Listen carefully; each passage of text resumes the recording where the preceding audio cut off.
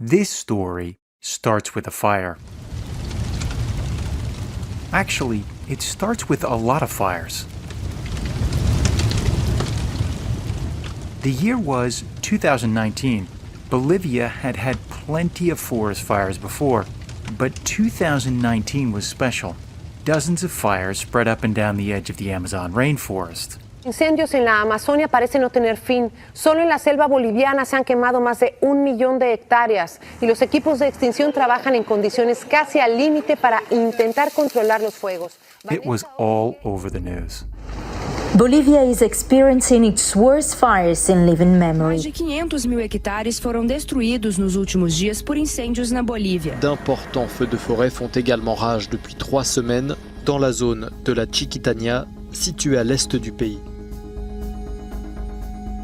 In the forests of Chiquitania, which is a region in the department of Santa Cruz, the fires turned into runaway blazes. According to the government, between July and October of that year, more than 3.5 million hectares were burned. This is an area about 5 times the size of New York City. But if you weren't in Bolivia, you probably didn't hear about it, because it was the same year Brazil's Amazon was burning in record amounts.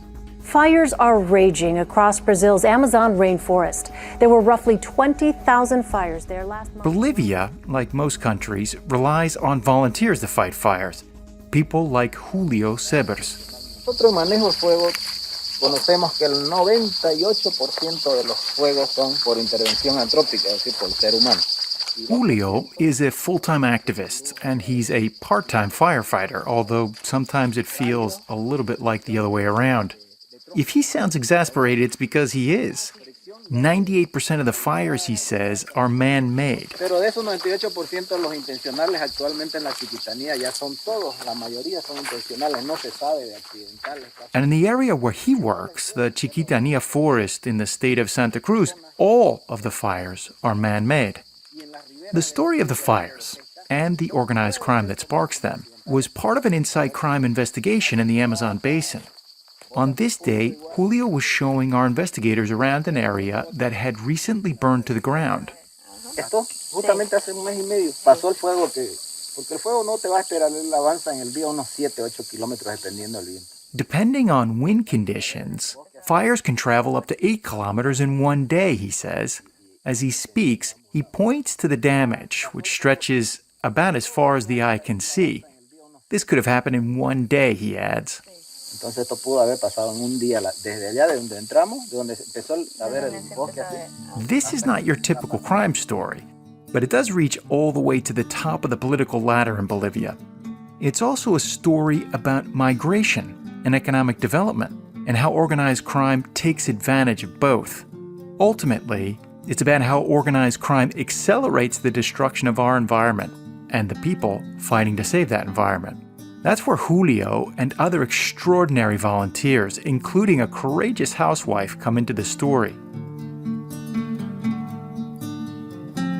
Welcome to Inside Crimes Podcast. I'm your host, Stephen Dudley.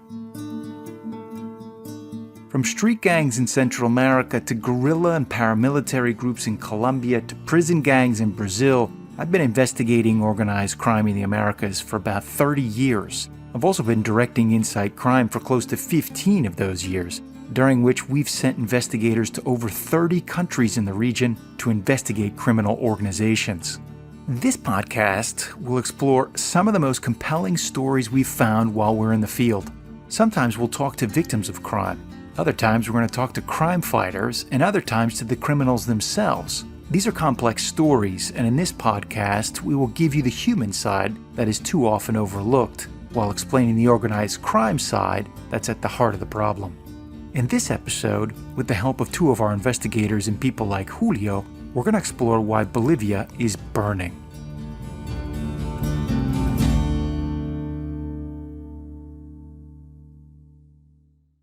We were there because we were investigating environmental crimes in the Bolivian Amazon, but also in the outer edge of the Amazon jungle. That's Maria Fernanda Ramirez, project manager Inside Crime. We call her Mafe for short. She was traveling with Juan Diego Cardenas, another Inside Crime investigator. We call him Juan D for short. They were talking to me after their trip to Bolivia, where they're investigating illegal mining, illegal logging, and land theft schemes. So we met a whole host of people, environmental activists, government officials, park rangers. But, one person that really stood out for me was Julio Severs. That's the same Julio I was talking about in the introduction. They told me he's in his early 40s, that he was a tall guy.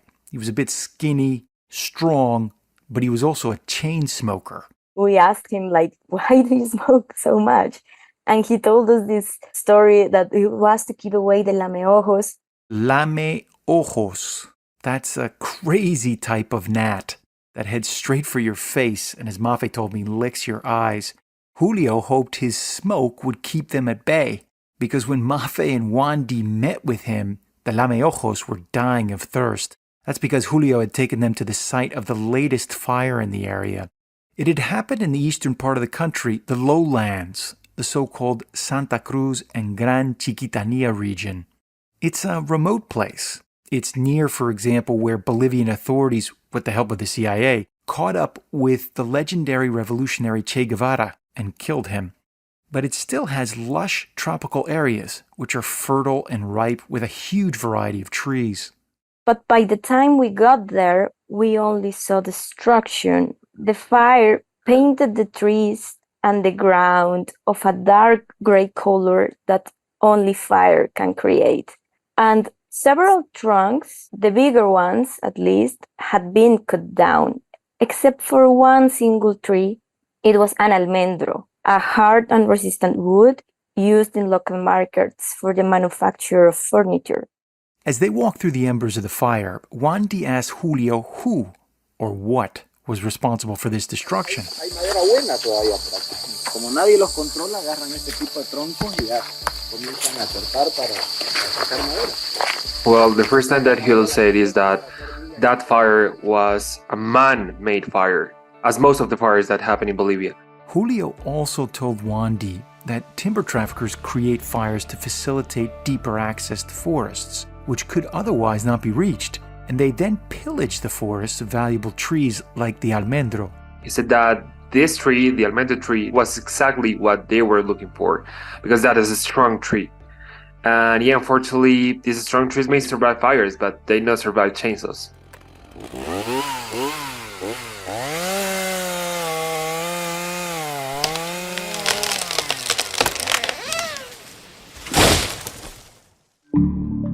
They do not survive the chainsaws. It was not surprising. Timber trafficking is a mainstay in the Amazon, and the almendro was huge. It can grow to 50 meters tall with a circumference of up to 10 meters around the trunk, and it was also largely resistant to fire, so it's perfect for building a house and window frames. These type of man-made fires were typical in this part of Bolivia. While the Brazilian Amazon gets most of the international attention, fires have destroyed thousands of hectares in recent years in Bolivia as well. And actually, this was one of the 1,000 man-made fires set in Bolivia that get out of control due to high temperatures, strong winds, and the abundance of what firefighters called the natural fuel, that are the dry leaves and the dry sticks. Since 2016, some 16 million hectares have burned in Bolivia, and fires are in fact one of the main drivers of deforestation in the country. But as Julio told Mafe and Wandi, there was much more to this story. As it turns out, illegal logging is not the main goal of the criminals. In fact, it was much more of a byproduct of another criminal activity, land trafficking. Illegal logging has also been exacerbated by illegal settlements of people in protected areas or on public lands throughout the department of Santa Cruz. So what happened here is that these people, this organized crime that are logging these trees, are not necessarily going after timber, but they're going after the land. So the timber is just like a bonus. So it's kind of a dos por uno, a 2 for 1.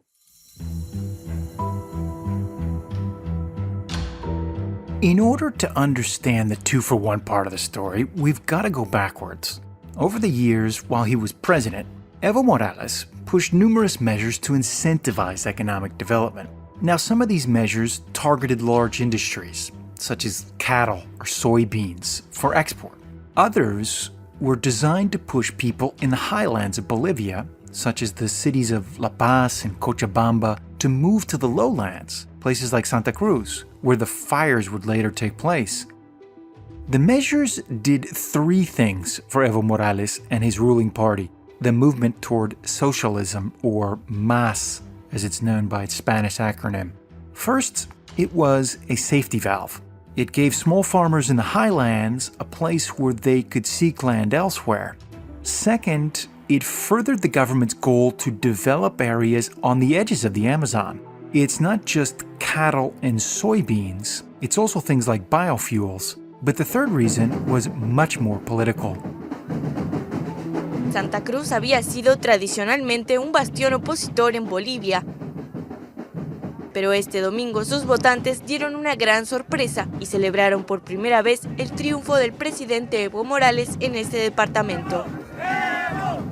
It moved the president's supporters in the MAS party, who are traditionally in the highlands, to areas like Santa Cruz, where MAS doesn't have a lot of support. That shifted the electoral map. And by 2014, Morales was winning the election in Santa Cruz. So this is a political strategy to bring or to move supporters down from the highlands to an where they traditionally did not have support, that is Santa Cruz. So they could change the political equation. This process happened quickly, which gets us to the 2-for-1. Timber trafficking and land trafficking happening at the same time and largely managed by the same corrupt and criminal networks. In these schemes, the fires are not an accident, but a key feature of the plans themselves to open up the land for development and to get the timber. Un dos por uno.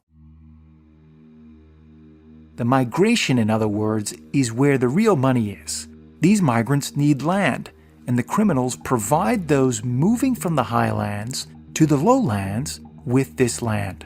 And once they arrive in Santa Cruz, they clear forests through fires to make way for agriculture and cattle, but along the way they also extract valuable species of wood.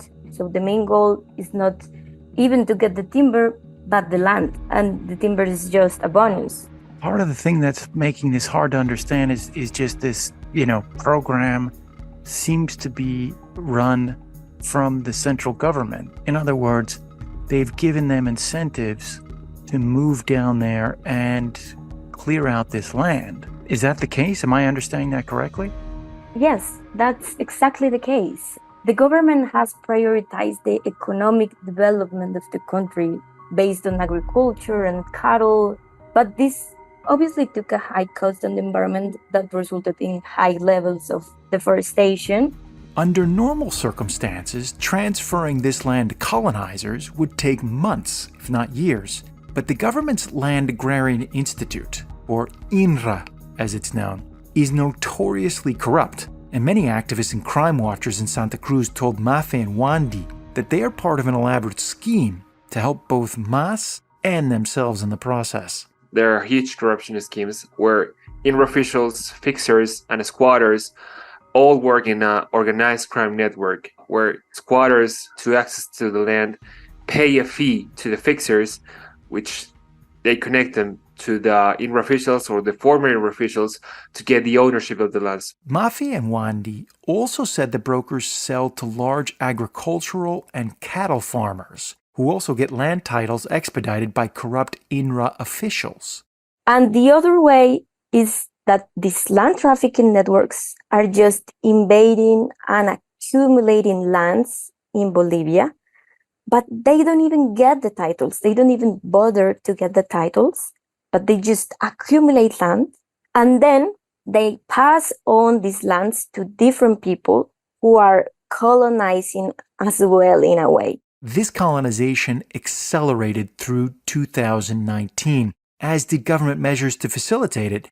On July 9, 2019, for example, The Morales government passed a measure allowing small fires in Santa Cruz in the neighboring state of Beni. It was one of many he'd passed over the years that facilitated these fires, which helped the colonizers clear the area they wanted to develop. Just 2 days later, the local fire watch issued a warning, saying the fires were starting to burn out of control. The next day, Santa Cruz registered the largest number of fires ever. By then, Julio and the other volunteer firefighters were already scrambling to get those fires under control. 2019 was critical, Julio told Mafe and Wandy. It was the worst. In early August, some 500 fire outbreaks were recorded in Santa Cruz, but in less than 2 weeks, that number jumped to more than 15,000.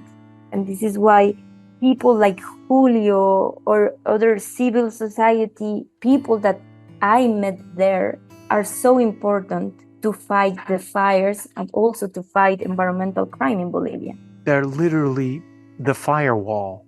I mean, it's amazing. Yes. I mean, Julio is, he's part of the firewall.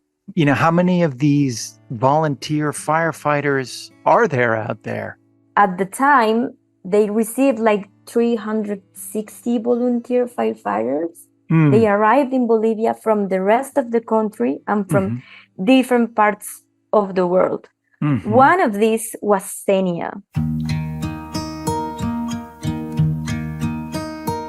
At the time, Senia was a 50-year-old housewife, living with her husband and her children in Santiago de Chiquitos, Santa Cruz. So she was accustomed to fires in her area. She herself had started fires, the small fires, to clear brush or revive a patch of land. But the 2019 fires blanketed her house with smoke. In 2019, she told us that she was like at her home looking at the fires, and she said, I cannot sit here and do nothing. And she told her husband, we have to do something. And another 20 women in the town, and she encouraged all of them to join the firefighters. After a short training, they found themselves fighting fires. Senia was the leader, and she told the other women, let's go protect our forest. Le dije, vamos, acompañemos a los bomberos, vamos, seamos parte de la protección de nuestros bosques. El fuego avanza en la zona oriental de Bolivia y hasta ahora habría devorado alrededor de 500,000 de hectáreas, según informes oficiales de la Gobernación de Santa Cruz, que declaró desastre departamental. It wasn't easy. As Julio describes it, the fires that year ran wild. Pero el 2019 era lo raro, era que era fuego aquí, fuego acá. El Roboré tenía 9, 10, 11, 12, 15, 25 incendios, no focos de calor. Incendios forestales. In one area called Robaré, they began counting the fires.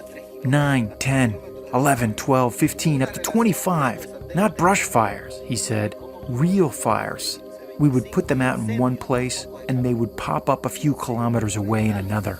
Apagabas aparecía otro acá, a 3 kilómetros del que apagaste. Pero ninguna relación, mirando el satélite, andándolo, de cómo pudo haber llegado a esa isla. Meanwhile, Senia and the other volunteers were doing whatever they could to help. They carried food and water to the front lines, sometimes on their shoulders or on their heads. Others acted as nurses or cooks. Que cuando cocinamos no había exceso de movilidad. Al hombro, a la cabeza, llevamos las ollas. Los apoyábamos con agua, con comida. Y si era posible, también nos metíamos. The work went on for weeks. Volunteers like Senia felt helpless, and she prayed that nothing would happen to her fellow volunteers. Y con esa pena de que a alguna señora le pase algo, estaba bajo mi responsabilidad. Entonces yo pedí al Señor que nada le pase a las mujeres, porque había rato que me daban ganas de llorar, de ver esa impotencia que no podíamos hacer nada. She actually wanted to cry, she told them. But the other women, they pushed her to keep going. Y las señoras que estaban a mi cargo decían, no, doña Yaita, vamos, nosotros podemos. Entonces me animaban. yo cargo esta mochila, yo cargo esta pala, vamos a ayudar. Let's go, they said. We can do it. Grab that backpack. Grab that shovel. We're going to keep going. Ese apoyo y me daban ánimo a seguir adelante, ¿no? Entonces, la verdad es que ese reto tuve de seguir adelante por esas mujeres y por mí. It gave her hope, she said. Soy ya criada aquí en Santiago. Eventually, with the help of the federal government, they were able to control the fires. It was ironic. This was the same government who was incentivizing the colonizers to burn the area and pay off corrupt officials to get the land titles. Wandi said they used backhoes and other big machines to carve out gullies and squeeze the fire against the river. They start to isolate the fire. It's not just put water into the fire, because many times that is not helpful because of the wind, because of the water, because there's too hot in the environment. The success of eliminating a fire, it also relies on these big trenches to isolate the fire. So that was they were also doing there. The fire was out, but for Xenia, nothing was the same. She eventually decided to train and become a regular firefighter. Soon, she was the head of her firefighting unit. They have these are big yellow suits with a helmet on and a bag, a really, really big bag where they carry the gallons of water that is connected to some kind of, to a manguera, so they can spray the fires and they could diminish the fires. Manguera, that's a hose. Xenia's firefighting unit has between 15 and 20 people. Each member has personal protection equipment, so suits, gloves, boots, glasses. These shield them during their 8 to 24-hour workdays they have to face. And a funny part of it was that we were speaking to Xenia at the hotel, and she was like this sweet old woman. She could be like my grandmother, but she was showing us photographs, selfies of herself with the fires behind her. It was like this bizarre painting of her being so proud of have made that decision of we are going to fight this ourselves. Actually, we don't need the government. We're going to, as a community, we're going to fight this ourselves. Xenia drafted her husband and other neighbors to join as well. It's difficult and dangerous work. She hurt her arm, for example, when a burning branch tumbled on top of her. But she says the hardest part is walking for kilometers and kilometers with 20 kilograms of water on her back. But she's pretty committed. Nosotros como bomberos tratamos de cuidar y frenar un poco los avasallamientos y la deforestación, que es muy dañino para todos. The war against the fires, against the government, against organized crime and the many faces it takes is an impossible task for people like Julio and Xenia to take on. I left Bolivia impressed by the people that we met. That is the first line of defense against the organized crime that is destroying the Amazon in Bolivia and deforesting Bolivia.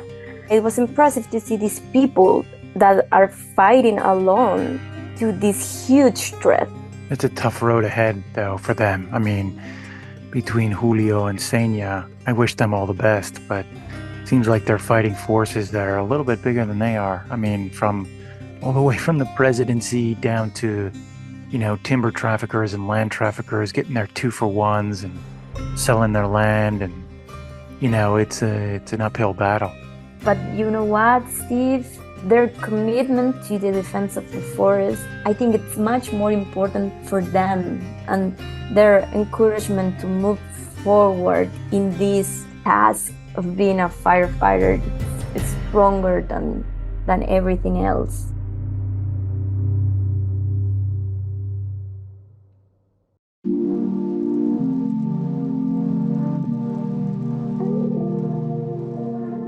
This show is a co-production of Insight Crime and La No Ficción. This episode was written and produced by me, Stephen Dudley, with help from Elisa Roldan. A special thanks to our reporters, Maria Fernanda Ramirez and Juan Diego Cárdenas, to our team at Insight Crime, and of course to Julio and Xenia for sharing their stories. Our editors are Lisa Roldan and Tomás Umprimni. Our sound designer, Valentina Fonseca, and our graphic designer, Isabella Soto. Inside Crime is a nonprofit think tank and media organization, and the work we do is rigorous and costly. So please consider supporting us with a donation so we can keep telling these important stories. We'll be back in a couple of weeks with a story from Colombia about a small coca grower who teaches us an important lesson about how coca gives and cocaine takes away. Yo prefiero la abeja africana que la meo. Se te mete adentro el ojo aquí. No. Aquí adentro se te mete, no respeta la boca, la nariz. Uy, horrible. Thanks for listening. See you next time.